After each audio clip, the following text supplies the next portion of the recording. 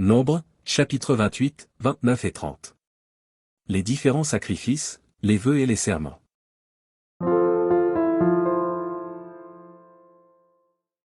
Chapitre 28. L'Éternel parla à Moïse, et dit, donne cet ordre aux enfants d'Israël, et dis-leur. Vous aurez soin de me présenter, au temps fixé, mon offrande, l'aliment de mes sacrifices consumés par le feu, et qui me sont d'une agréable odeur. Tu leur diras, voici le sacrifice consumé par le feu que vous offrirez à l'Éternel, chaque jour, 2 agneaux d'un an sans défaut, comme holocauste perpétuel. Tu offriras l'un des agneaux le matin, et l'autre agneau entre les 2 soirs. Et, pour l'offrande, 1/10 d'épha de fleurs de farine pétrie dans 1/4 de 1 d'huile d'olive concassée. C'est l'holocauste perpétuel, qui a été offert à la montagne de Sinaï, c'est un sacrifice consumé par le feu, d'une agréable odeur à l'Éternel. La libation sera d'1/4 de 1 pour chaque agneau, c'est dans le lieu saint que tu feras la libation de vin à l'Éternel. Tu offriras le second agneau entre les 2 soirs, avec une offrande et une libation semblable à celle du matin, c'est un sacrifice consumé par le feu, d'une agréable odeur à l'Éternel. Le jour du sabbat, vous offrirez 2 agneaux d'un an sans défaut, et, pour l'offrande, 2/10 de fleurs de farine pétrie à l'huile, avec la libation. C'est l'holocauste du sabbat, pour chaque sabbat, outre l'holocauste perpétuel et la libation. Au commencement de vos mois, vous offrirez en holocauste à l'Éternel 2 jeunes taureaux, un bélier, et 7 agneaux d'un an sans défaut. Et, comme offrande pour chaque taureau, 3/10 de fleurs de farine pétrie à l'huile, comme offrande pour le bélier, 2/10 de fleurs de farine pétrie à l'huile. Comme offrande pour chaque agneau, 1/10 de fleurs de farine pétrie à l'huile. C'est un holocauste, un sacrifice consumé par le feu, d'une agréable odeur à l'Éternel. Les libations seront d'un demi-1 de vin pour un taureau, d'un tiers de 1 pour un bélier, et d'1/4 de 1 pour un agneau. C'est l'holocauste du commencement du mois, pour chaque mois, pour tous les mois de l'année. On offrira à l'Éternel un bouc, en sacrifice d'expiation, outre l'holocauste perpétuel et la libation. Le premier mois, le 14e jour du mois, ce sera la Pâque de l'Éternel. Le 15e jour de ce mois sera un jour de fête. On mangera pendant 7 jours des pains sans levain. Le premier jour, il y aura une sainte convocation, vous ne ferez aucune œuvre servile. Vous offrirez en holocauste à l'Éternel un sacrifice consumé par le feu, 2 jeunes taureaux, un bélier, et 7 agneaux d'un an sans défaut. Vous y joindrez l'offrande de fleurs de farine pétrie à l'huile, 3/10 pour un taureau, 2/10 pour un bélier. Et 1/10 pour chacun des 7 agneaux. Vous offrirez un bouc en sacrifice d'expiation, afin de faire pour vous l'expiation. Vous offrirez ces sacrifices, outre l'holocauste du matin, qui est un holocauste perpétuel. Vous les offrirez chaque jour, pendant 7 jours, comme l'aliment d'un sacrifice consumé par le feu, d'une agréable odeur à l'Éternel. On les offrira, outre l'holocauste perpétuel et la libation. Le 7e jour, vous aurez une sainte convocation, vous ne ferez aucune œuvre servile. Le jour des prémices, vous présenterez à l'Éternel une offrande, à votre fête des semaines, vous aurez une sainte convocation, vous ne ferez aucune œuvre servile. Vous offrirez en holocauste, d'une agréable odeur à l'Éternel, 2 jeunes taureaux, un bélier, et 7 agneaux d'un an. Vous y joindrez l'offrande de fleurs de farine pétrie à l'huile, 3/10 pour chaque taureau, 2/10 pour le bélier. Et 1/10 pour chacun des 7 agneaux. Vous offrirez un bouc, afin de faire pour vous l'expiation. Vous offrirez ces sacrifices, outre l'holocauste perpétuel et l'offrande. Vous aurez des agneaux sans défaut, et vous joindrez les libations. Chapitre 29. Le 7e mois, le premier jour du mois, vous aurez une sainte convocation, vous ne ferez aucune œuvre servile. Ce jour sera publié parmi vous au son des trompettes. Vous offrirez en holocauste, d'une agréable odeur à l'Éternel, un jeune taureau, un bélier, et 7 agneaux d'un an sans défaut. Vous y joindrez l'offrande de fleurs de farine pétrie à l'huile, 3/10 pour le taureau, 2/10 pour le bélier. Et 1/10 pour chacun des 7 agneaux. Vous offrirez un bouc en sacrifice d'expiation, afin de faire pour vous l'expiation. Vous offrirez ces sacrifices, outre l'holocauste et l'offrande de chaque mois, l'holocauste perpétuel et l'offrande, et les libations qui s'y joignent, d'après les règles établies. Ce sont des sacrifices consumés par le feu, d'une agréable odeur à l'Éternel.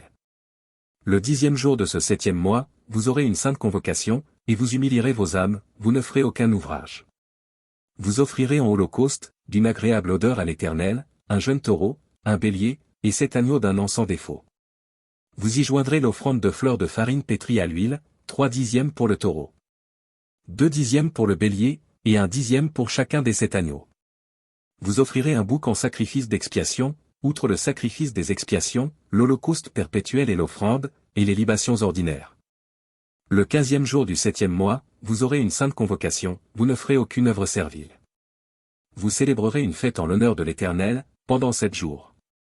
Vous offrirez en holocauste un sacrifice consumé par le feu, d'une agréable odeur à l'Éternel, 13 jeunes taureaux, 2 béliers, et 14 agneaux d'un an sans défaut.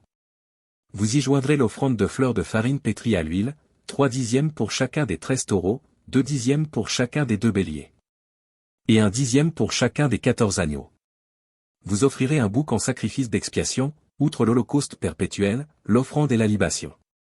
Le second jour, vous offrirez 12 jeunes taureaux, 2 béliers, et 14 agneaux d'un an sans défaut. Avec l'offrande et les libations pour les taureaux, les béliers et les agneaux, selon leur nombre, d'après les règles établies. Vous offrirez un bouc en sacrifice d'expiation, outre l'holocauste perpétuel, l'offrande et la libation. Le 3e jour, vous offrirez 11 taureaux, 2 béliers, et 14 agneaux d'un an sans défaut. Avec l'offrande et les libations pour les taureaux, les béliers et les agneaux, selon leur nombre, d'après les règles établies. Vous offrirez un bouc en sacrifice d'expiation, outre l'holocauste perpétuel, l'offrande et la libation.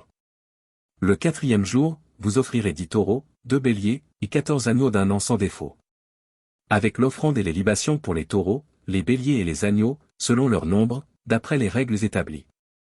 Vous offrirez un bouc en sacrifice d'expiation, outre l'holocauste perpétuel, l'offrande et la libation. Le 5e jour, vous offrirez 9 taureaux, 2 béliers, et 14 agneaux d'un an sans défaut.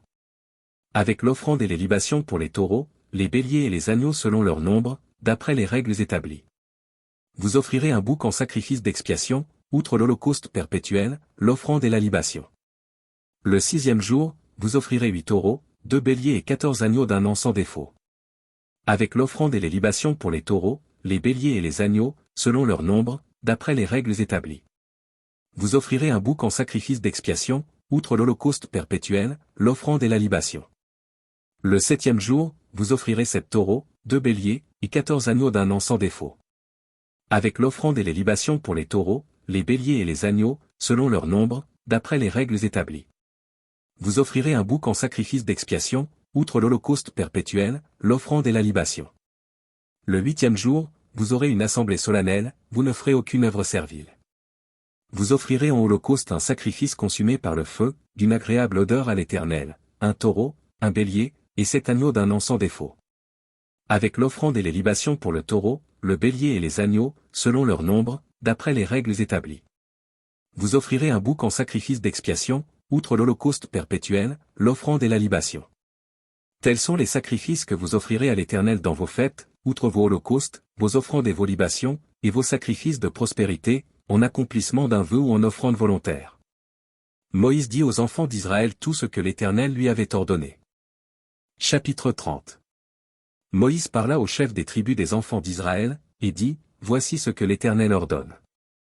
Lorsqu'un homme fera un vœu à l'Éternel, ou un serment pour se lier par un engagement, il ne violera point sa parole, il agira selon tout ce qui est sorti de sa bouche.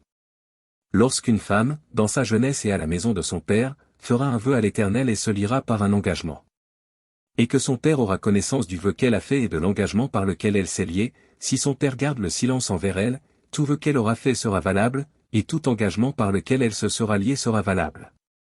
Mais si son père la désapprouve le jour où il en a connaissance, tous ses vœux et tous les engagements par lesquels elle se sera liée n'auront aucune valeur, et l'Éternel lui pardonnera, parce qu'elle a été désapprouvée de son père. Lorsqu'elle sera mariée, après avoir fait des vœux, ou s'être liée par une parole échappée de ses lèvres. Et que son mari en aura connaissance, s'il garde le silence envers elle le jour où il en a connaissance, ses vœux seront valables, et les engagements par lesquels elle se sera liée seront valables.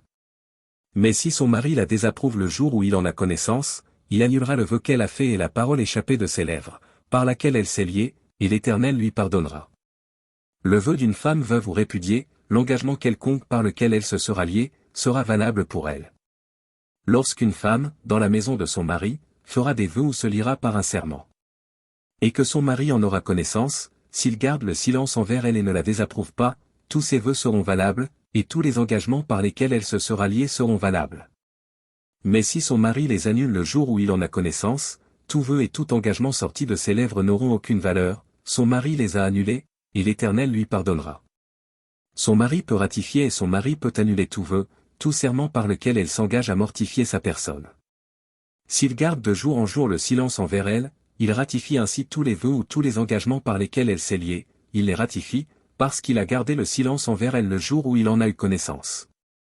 Mais s'il les annule après le jour où il en a eu connaissance, il sera coupable du péché de sa femme. Telles sont les lois que l'Éternel prescrivit à Moïse, entre un mari et sa femme, entre un père et sa fille, lorsqu'elle est dans sa jeunesse et à la maison de son père.